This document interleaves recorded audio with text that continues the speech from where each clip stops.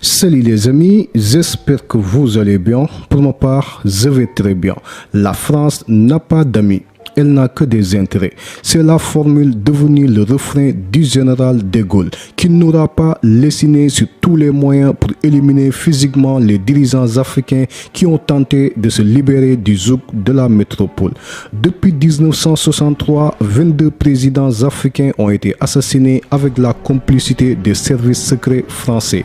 Le CDS, la DGSE et la DST. Ce sont ces trois bras armés qui ont fomenté des coups d'État en Afrique en se servant des vallées. Aujourd'hui, nous allons vous présenter quelques présidents africains qui ont été assassinés par la France. Alors, sans plus tarder, si vous êtes nouveau à la chaîne, n'oubliez surtout pas de vous abonner et d'activer la cloche de notification pour ne plus jamais rater aucune de nos vidéos. Allez, on commence.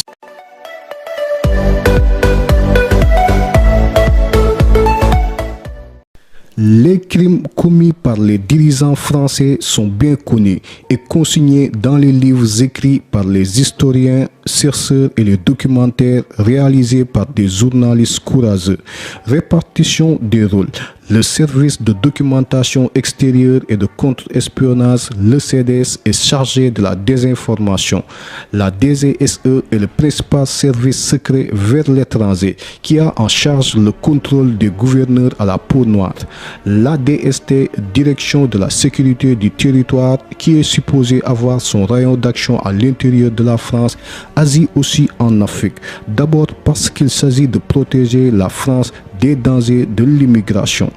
Ensuite, la DST, qui est une police politique, fait la coopération avec l'ensemble des polices politiques de tous les dictateurs du monde.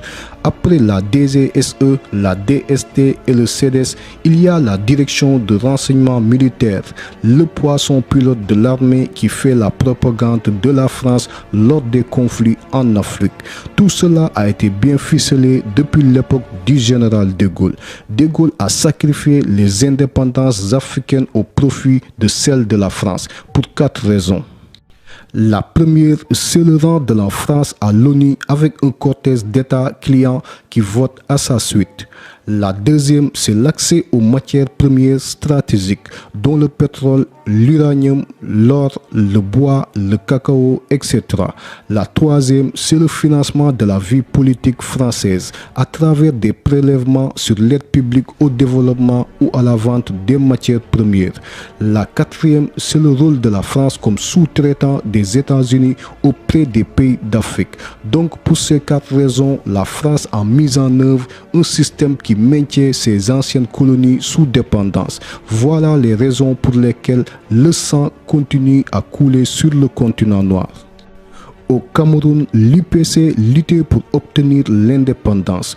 Oumiobe, le leader, et ses camarades ont été massacrés entre 1957 et 1970 dans un bain de sang et les bombardements au napalm qui ont fait entre 100 000 et 400 000 morts.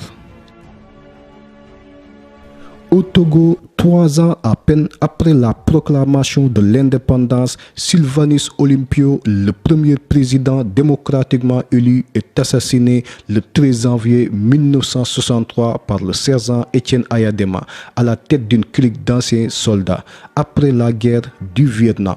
Ils ont fait un coup d'État avec l'appui de l'officier français qui était chargé de la sécurité du président Olympio. Après avoir passé plus de 40 ans au pouvoir, Étienne Ayadema, décédé en 2005, a été remplacé par son fils, Faure Ayadema, avec l'appui de la France. En Centrafrique, il y avait un homme d'État prometteur, Barthélemy Bongota, qui a été tué dans un accident d'avion le 29 mars 1959 entre Berberati et Bangui, alors qu'il était en campagne à l'intérieur de son pays. Le chef d'état-major, le colonel Jean-Bédel Bokassa, est propulsé au pouvoir le 1er janvier 1966 avec la bénédiction de la France qui profite pour ériger le pays en empire et piller les ressources centrafricaines. La suite, Bokassa tombe et meurt dans la misère. Aux Comores, 2 chefs d'État ont été assassinés et 2 autres ont été déposés par le mercenaire Bob Denard. Au Niger, Dès que Hamani Diori a voulu vendre son uranium à un autre pays autre que la France, il a été déposé par un coup d'état militaire au cours duquel il perdit la vie. Toujours des plans d'ombre sur la longue liste des présidents africains qui ont été cruellement assassinés étant au pouvoir depuis 1963 et dont voici les noms.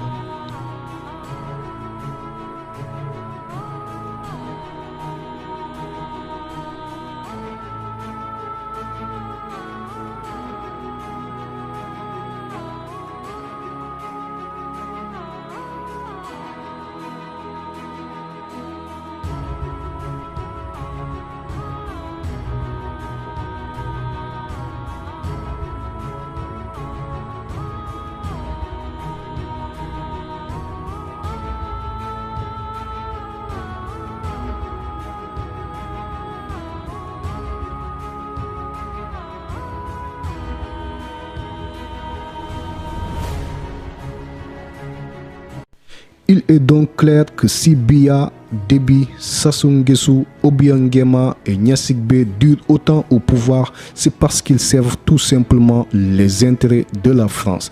N'est-ce pas la France qui a ramené Denis Sassou Nguesso au pouvoir au Congo? Idriss Déby n'a-t-il pas avoué qu'il voulait quitter le pouvoir, mais a été contraint de réviser la Constitution à la demande de la France pour continuer à servir? Paul Biya ne s'est-il pas vanté être le meilleur élève de la France? Ouattara et Condé ne sont-ils pas arrivés au pouvoir grâce à la France?